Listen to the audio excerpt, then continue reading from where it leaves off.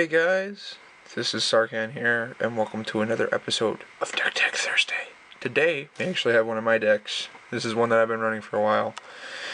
This is Atarka World Render, which, as you can probably already guess, is Dragon Tribal, because Atarka gives all dragons that attack under my control double strike. Very fun card. So, we have 9 mountains, because we want to get the lands out of the way, and 8 forests. And then for dual lands we have Command Tower, City of Brass, a foil Rootbound Crag, Rugged Highlands, Temple of Abandon, Kazandu Refuge, and then I have the cycling lands in case I need to draw power later on, but they also work as lands early. So Slippery Karst, Tranquil Thicket, Smoldering Crater, Forgotten Cave, and then I have the Sacrifice Search lands in Foil Evolving Wilds and Terramorphic Expanse.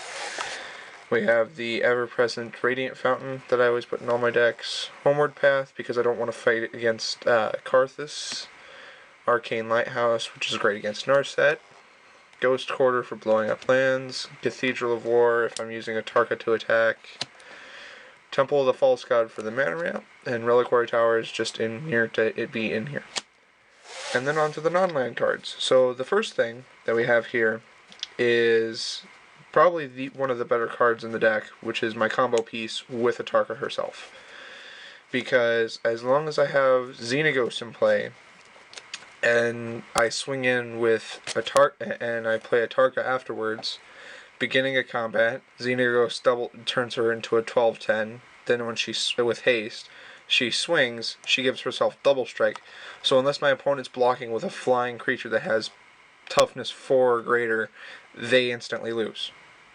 Because giant flying dragon and commander damage. So, yeah. That's probably one of my favorite things in the deck. The next, I have a couple of the 2 Sarkans I could put in the deck, because as you can tell by my name, I like Sarkan. Because Sarkan is Sarkan. We have Sarkan Vol, which is really great. I've actually had a few uses for him. Sarkan the Dragon Speaker, who can turn into a dragon. And then we have our dragons, because dragons.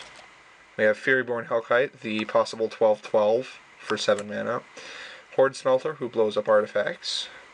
Utvara Hellkite, who can start armies. Destructor Dragon, who if he dies becomes a well, he can blow up a permanent. I don't want to think of things. Smoldering Dragon, the only 1-drop dragon who's actually useful, sort of. Balefire Dragon, who's just scary.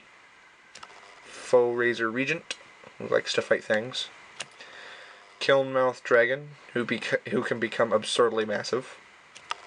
Thunderbreak Regent, who bolts peoples in the faces for targeting things. Harbinger of the Hunt, which with all the mana ramp in this deck, because I put a lot of mana ramp in this deck, can become really devastating.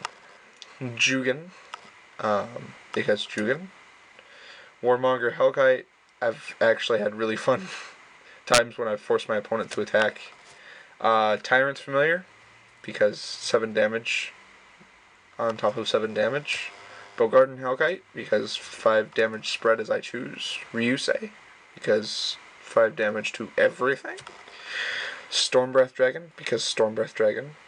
And Savage Ventmaw, because he mana ramps a lot. And then on to the non-dragon affecting things. We have the 2 mana reducing Dragon Speaker Shaman. We have the 1 mana reducing Dragon Lord's Servant. We have Sarkhan's Triumph for tutor. Dragon Tempest, which, since I don't have Lord of Valkus, is actually really great, because, again, I don't have Lord of Valkus, and so this is my best option. Crucible of the Fire, because +3/+3 to all my dragons. Dragonstorm, which, it's a dragon deck, and I can say Storm Count, which is scary.